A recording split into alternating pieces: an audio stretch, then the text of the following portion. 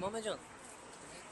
Sunay Atilla Üstgeçidi, Köprüaltı esnafları olarak mağduriyetimizin giderilmesini istiyoruz. Bizler Sunay Atilla Üstgeçidi, Köprüaltı esnafları olarak uzun süredir çözüme kavuşturulmayı bekleyen mağduriyetimizi kamuoyuyla paylaşmak zorunda kaldık.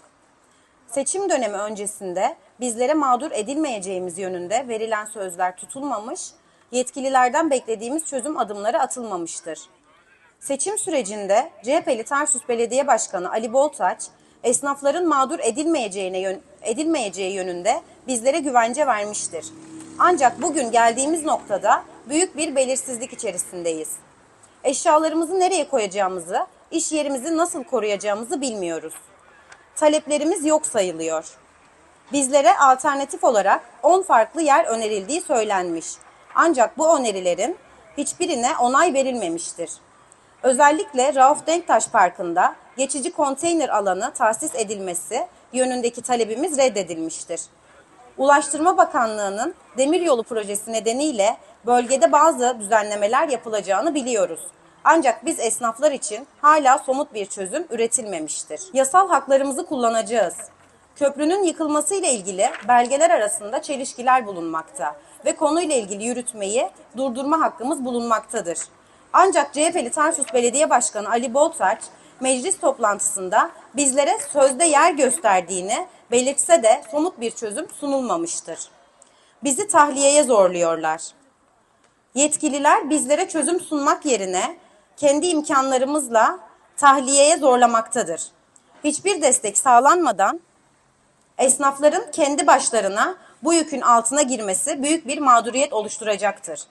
Bizler yıllardır emek verdiğimiz iş yerlerimizin belirsizliğe sürüklenmesine karşıyız ve bu konuda yetkililerin derhal adım atmasını bekliyoruz. Verilen sözlerin tutulmasını bekliyoruz. Biz Sunay Atilla Üstgeçidi Köprüaltı esnafları olarak CHP'li Tarsus Belediye Başkanı Ali Boltaç'ın seçim öncesinde verdiği sözleri tutmasını, mağduriyetimizi gidermesini ve bizlere uygun bir çözüm sunmasını talep ediyoruz. Esnafların geçim kaynağının yok sayılmasına, yıllardır emek verilen iş yerlerinin sahipsiz bırakılmasına asla sessiz kalmayacağız. Kamuoyuna saygıyla duyurulur.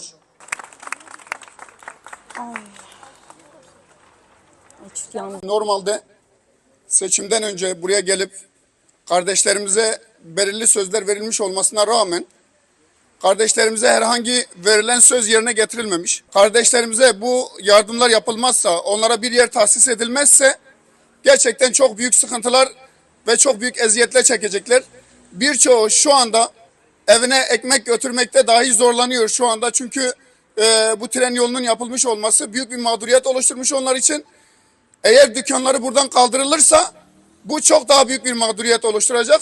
Bundan dolayı biz de Hüdapar olarak bu kardeşlerimize destek vermek amacıyla burada bulunuyoruz.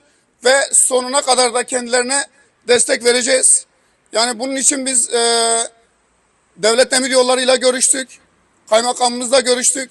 Belediye başkanımızı da bizzat ben defalarca aramama rağmen telefonumuza çıkmadı sağ olsun.